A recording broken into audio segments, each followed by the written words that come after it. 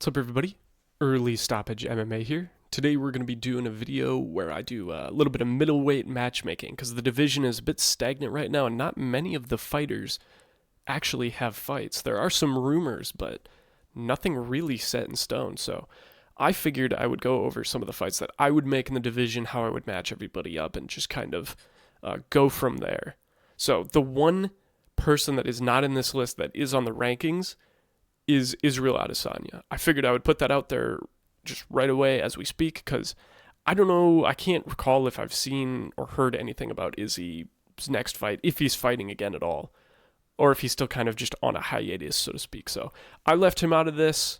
If he was in here, I'd probably throw him in one of the last few that I put up there because he probably just still deserves to fight at the top of the division, but hey, he will not be in this video. So jumping right in. I kind of figured we'd start at the bottom, we're talking like lower guys holding onto their rankings while some unranked guys try to break into the rankings. First fight to sort of illustrate that would be Joe Pyfer moving into the rankings to fight Roman Dolidze. Dolidze is coming off the absolute mogging that he had against Anthony Hernandez, however long ago that was. I think that was in August or something. I think this fight makes a lot of sense. Roman Dolidze is not ranked super high in the division. Joe Pyfer has had, his last fight was kind of a statement win against Abus Magomedov. Yeah, he deserves a chance at the rankings, and Dolidze seems like the perfect guy. So I say make this fight. It's the intrigue of Roman Dolidze's somewhat okay grappling versus Joe Pyfer's seemingly dangerous grappling and his crazy power that we are always hearing about. So yeah, make this fight. I think this is fun. This is interesting. It's a chance for the UFC to make a star of Joe Pyfer. You slap this on one of the new free-to-stream numbered events with Paramount, and you have the recipe of an up-and-coming star in the middleweight division, I would say. So, yeah, first fight I would make, Roman Dolidze versus Joe Pyfer. Moving on from there, another one where you're kind of taking somebody who's established but is on maybe a bit of a skid, and letting a up-and-comer have an opportunity to break into the rankings. And I figured that Jared Cannonier versus Edmund Shabazian is the move on this one. I think that this would be a very interesting fight. Shabazian has looked pretty damn good in his last few fights. His last few performances have been quite impressive. His striking is just very fun. It's very entertaining to watch. And Jared Cannonier always comes to fight. The dude is here to slug. He's here to throw down. But he is getting a bit older and slowing down a bit. So I think that this would be a fairly competitive fight, unless Jared Cannonier really did decide to just lean into the grappling for some reason.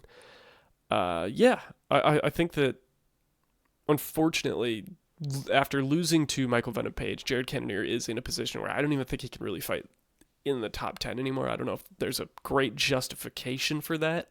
So the next obvious step seems to be a contender, at least in my mind. And I think that contender should be Edmund Shabazian. It's about time we kind of rotate some of these guys out or give some of the unranked guys a chance because most of them have fought quite a bit just outside the rankings. Make this fight.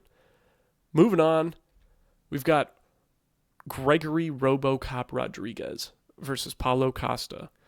This is a fight that, personally, I just kind of want to see and makes a lot of sense. We've got, Gregory Rodriguez coming off of a just devastating knockout of, what the fuck is that guy's name? I already forgot. That moved on. Jack Hermanson, there it is. Yeah, Jack Hermanson. Gregory Rodriguez did horrible things to Jack Hermanson, sent him to the fucking shadow realm, destroyed him, drone striked him. Robama sent in a drone strike to his chin. It was brutal. So Gregory Rodriguez is scary. He's a great 2-round fighter. He's got about 2 rounds of cardio where he's dangerous as fuck. He's fast as fuck. He just throws so hard, and the pressure is just right there. Where he just comes at people and they just can't do anything about it. But once those 2 rounds are up, then it's questionable from that point on. He really starts to slow down and get tired, and the output drops off completely. And his defense really does kind of fall off as well. And then you've got Paulo Costa, who looked inexplicably great coming off of his last fight against Roman Kopylov. That was completely unexpected. We haven't seen that Kopylov. I mean, not that Kopylov. We haven't seen that version of Paulo Costa since fucking before he fought Israel Adesanya. I mean, it's been a long fucking time. Maybe the Luke Rockhold fight, but even that wasn't that good in comparison. It was just really bloody. I think that this is a great fight. I think that this, Gregory Rodriguez is pretty durable, but Paulo Costa does have power. His striking's pretty good. He's going to be throwing up crazy kicks. Gregory Rodriguez is going to be like hunting Costa down and throwing some crazy fucking punches as well. Oh man, I could see this being a very bloody affair. And I'm here for it. These dudes are massive. They're huge. They both tend to get a little tired. Yeah, I want to see these guys go at it. I want to see if Paulo Costa has what it takes. I want to see if Gregory Rodriguez can really make a substantial move up in the division and can put out someone like Paulo Costa. I think that would be very fun and very telling of where he is at in the division, so to speak, for either of these guys, honestly. Yeah, great fight.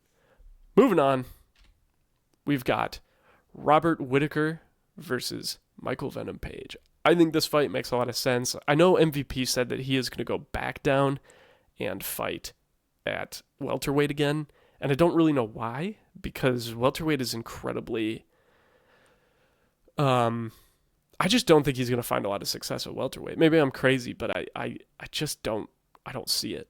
I don't see him like beating Ian Gary again, or beating Islam Makhachev, or even Sean Brady for that matter. Like I think most of these guys would get the better of Michael Venom Page, especially in the grappling, and be able to hang with him in the striking to a degree.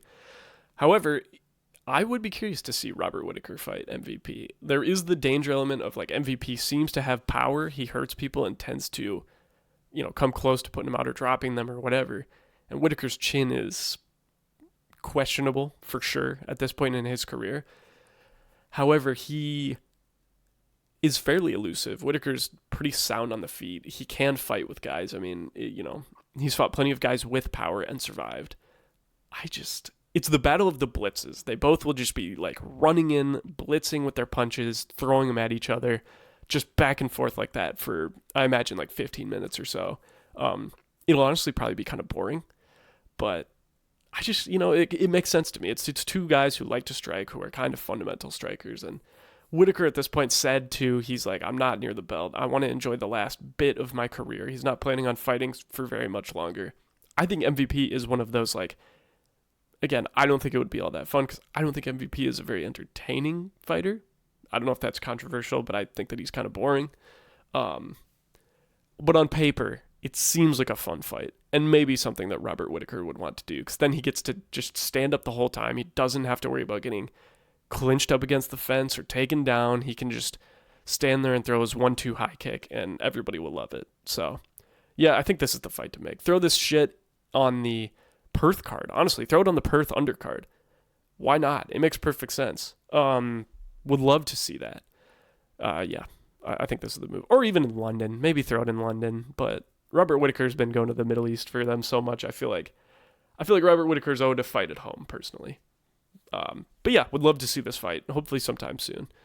Moving on from there, we've got Ranier de Ridder versus Caio Borralho. Both of these guys are going to be on a similar schedule. They fought fairly close together, with Borralho fighting in Paris and RDR fighting in Canada. I think, they're both going to be looking for a bounce back win. I think they're kind of in the same position, all things considered, in the division. Yeah, this would be a compelling fight because Ranier de Ridder is very big for the division. He is huge. He's got very competent grappling, very solid. But Borralho, good striking, fairly well-rounded, bit of a dangerous guy, good cardio. That'll be the big difference maker here, I think, is the cardio. But I don't know if we've really seen Borralho tested by somebody of the caliber of, Ranier de Ridder, of clinch strikes, holding you up against the fence, wrestling, making it just nasty and messy and that kind of shit. Yeah, I think it'd be good. Borralho tends to fight like once a year. He's pretty slow at fighting, or at least he has been recently. And RDR did say after the crazy year that he had of activity, he wanted to take a little bit of time off to recover. And I think that makes a lot of sense. I think he did overexert himself, and I think that contributed to kind of his lackluster performance last time out. So I would love to see a fresh RDR take on Caio Baralho. Again, somewhat striker versus grappler matchup, but one of these guys will then be able to move on, and the other will maybe fight some of the other up-and-comers and fight down the division a bit. Neither of these guys are in any trouble career-wise, but I think it just makes a lot of sense for them to fight each other and figure out who is going to be the guy that moves up and who's going to be the guy that stays there or moves down. Yeah, good fight. Moving on, we've got Dricus du Plessis versus Brendan Allen. Battle of the fucking goofballs. I want to see this fight really bad. I've wanted to see this fight for quite a while just because the fucking style matchup is just crazy. Brendan Allen just does questionable shit all the time in his fight. DDP's whole game plan is just being questionable with everything that he does. DDP's unconventional style versus Brendan Allen's competent moments versus his wild fucking moments. It seems really interesting. And the fact that now we've seen DDP struggle in the wrestling, granted it's with Chimaev, but like maybe this always was DDP's weakness, was wrestling. To have somebody like Brendan Allen maybe challenge him on this and we find out how competent DDP's grappling is, or maybe that is the kryptonite to his game like we kind of thought it was all along. It'll be very interesting. I think that this fight is compelling. Brendan Allen, made that name for himself by stepping in on short notice and beating Renier de Ridder up in Canada. He's going to be looking for a shot up. DDP at this point was beaten so dominantly by Chimaev, and there's, other contenders in the wing right now that I really don't think that he's near a title shot, but beating somebody like Brendan Allen would be exactly what he needs to get back on the path to another title shot. Yeah, this fight makes all the sense in the world. Let's book this. This is pretty great. Maybe throw this on the Perth card too. I don't know, because, DDP, I know that sometimes they put, the South African fighters on the Australian cards.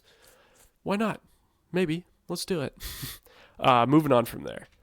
We have got Strickland versus Hernandez. This one is almost as good as done, in my understanding. They were supposed to fight. They were offered the fight in, what is it called? They were offered the fight in Perth, but both of them turned it down because neither of them wanted to go fight in Australia, which, fair enough, I guess, but I would have liked to have seen it there just because I want to see it as soon as possible. I think this is a good fight. I think that it's a good matchup. Strickland hasn't really had to fight a grappler in quite a while. He's just kind of been super inactive. I don't know if he necessarily deserves virtually a number one contender fight after he got dominated by DDP in his last fight. But hey, if you're going to make it, why the fuck not? Anthony Hernandez coming in here looking to make a statement win. He's on such a tear. He's looked so good. He's really fought a whole manner of other fighters as well. He's fought grapplers, strikers, everything. But nobody, of course, has fought a striker like Sean Strickland. So I think that this would be a very interesting fight. I would love to see him go at this with Sean Strickland. Yeah, great fight. Let's book this as soon as possible. I could totally see this being on the undercard of, 326 with Max Holloway and Oliveira for the BMF belt. Like, this seems like a co-main event for that kind of fight. It just screams it to me. So, yeah, great fight. Let's make this basically the number one contender fight. I love it. And then last, we've got the obvious elephant in the room, Chimaev versus Imavov. I think that a lot of people are shitting on this matchup because Chimaev probably just runs through Imavov. I mean, I kind of think that that's what'll happen, but Imavov has more than established himself as the number one contender, and he rightfully deserves a shot at the title. Again, I don't think he really gets it done, but man, you cannot deny that this dude is the next guy for a title shot. He just is. There is no ifs, ands, or buts about it. He has beaten so many other people.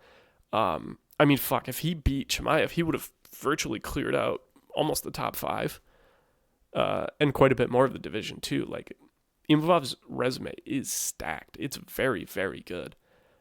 And there's enough intrigue here. Like, Imavov's got great striking and pretty good power.